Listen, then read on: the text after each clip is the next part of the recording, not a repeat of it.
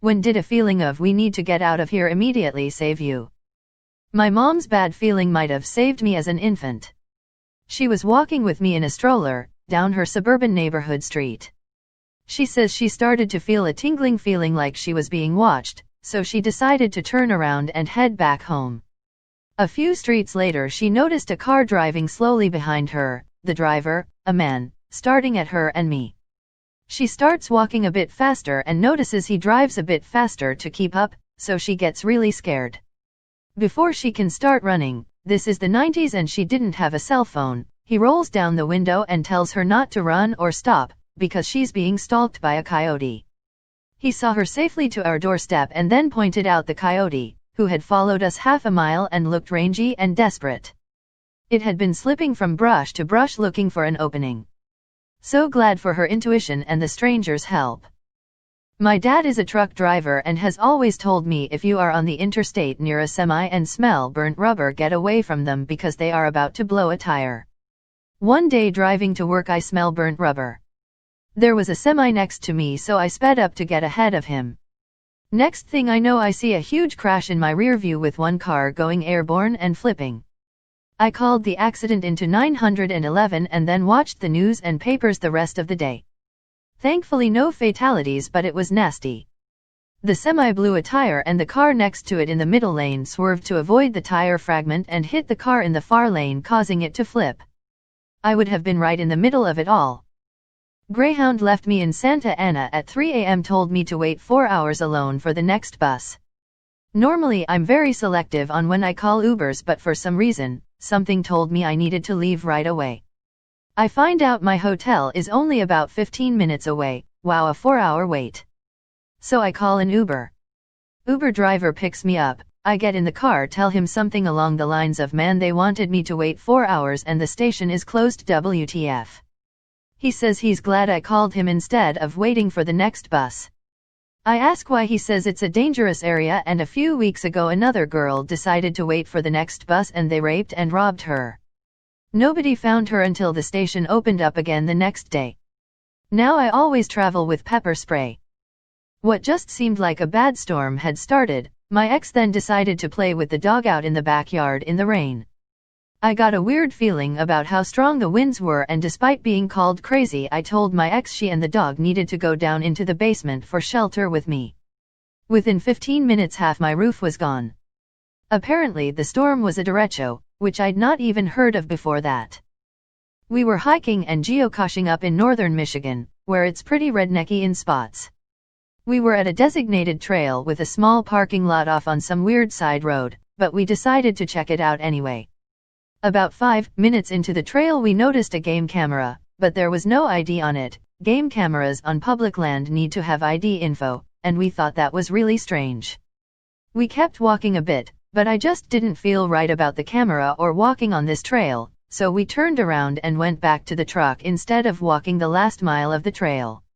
When we got back to the truck, this beater pulls up with a couple in it. The guy was just a regular redneck, but the girl in his passenger seat 100% had the nods and was struggling to keep her head up. He looked surprised when we walked out of the trail and they sat in the lot for a second and then left. Pretty sure they weren't looking to go for a hike. My guess is that was their camera and they get the notifications when people are on the trail so they can break into their cars. It happened to us on a family trip in Kentucky years ago, so maybe I'm just a little suspicious, but we decided no more backwoods hidden nature trails for us. Not a get out of here, but a can't leave this like this moment. My GF and I had just picked up a bunch of metal fence posts and stacked them in the back of her car. As we neared being done, I had a flash of panic, realizing that the points were aimed right at us if we got in an accident.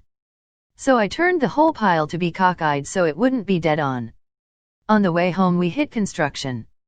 We stopped at the giant flashing traffic light, the guy behind us didn't. We got rear-ended by an SUV doing 60 plus. I instantly had that same flash of panic and looked over at my GF. She was fine. I looked down. I'm fine. Look in the back, the fence posts are firmly wedged into the sides of the car after being slammed forward by the rear end crumpling.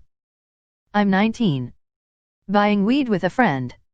We go to some seedy apartment in the Bronx with a third guy. Third guy wasn't really my friend, kinda like a childhood bully. We get to the building and walk up a few flights and there's 3 guys in the stairwell smoking crack. These are our dealers. I'm uncomfortable as hell. One of the crackheads tells me to stop being such a little bitch. Third guy chimes in and says if I'm going to be a little bitch I can leave. So I leave. Friend comes with me. Days later we find out the crackheads jumped the third guy. Took his wallet and phone. Beat him up pretty bad. Needed his jaw wired for a few months. I'm a little bitch, but I still have my phone and teeth. When I was 17, I used to go jogging early in the mornings. My then BF lived about 7 blocks down the road, so I'd jog to his house, then we'd loop around a park together before heading back to our respective homes. I started noticing a guy sitting in his car in the park, watching us run. After a week of this, I'd see the same guy along my jogging route, close to my house, in addition to him being at the park. He'd sit in his car and watch me run, drive to the park, then watch me some more. My BF thought I was being paranoid about it all.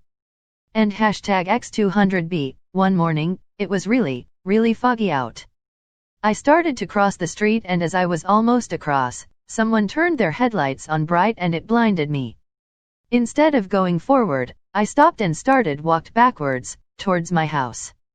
As my eyes adjusted, I could see that the man who'd been watching me was standing next to his car, with the trunk popped open. I noped out of there and went home. I never jogged there again. I reported it to the police, my BF's stepdad insisted, but they didn't seem to care. 2 years later, a 16-year-old girl was kidnapped, stuffed into a trunk, then driven out to the countryside. She was beaten, raped, and left there naked. By the description of the man and the car, I knew it was done by the same guy who watched me jog. They never caught him. Took my friend out for a drink, first time she had been out since having her daughter 12 weeks earlier, had around then I went to the restroom, came back to find her having shots at a table with this random dude.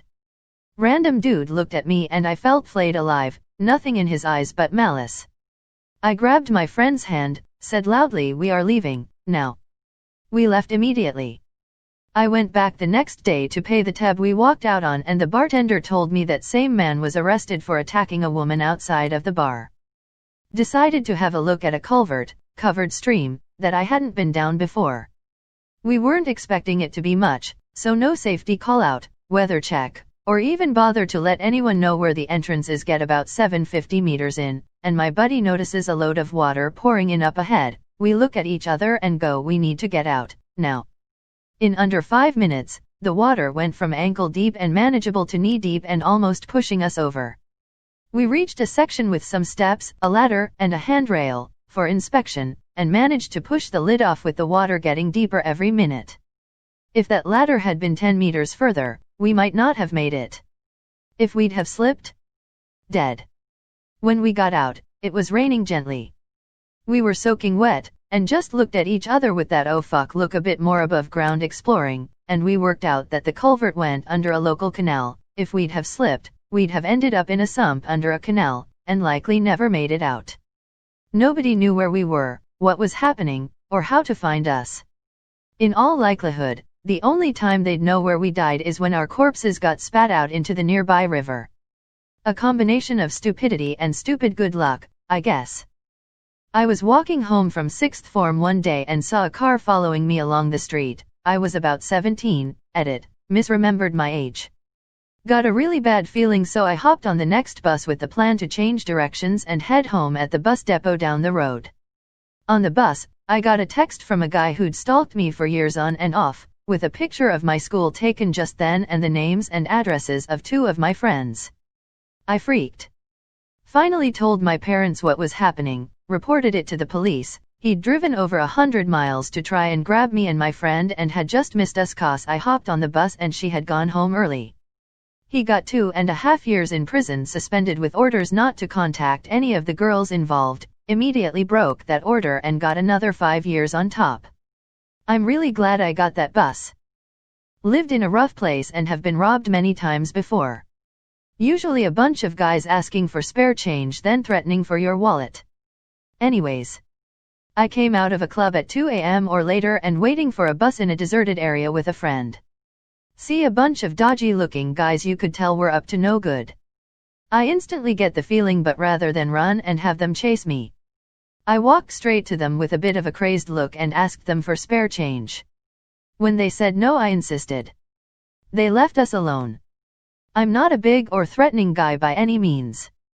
This was one of my proudest moments more than 20 years ago.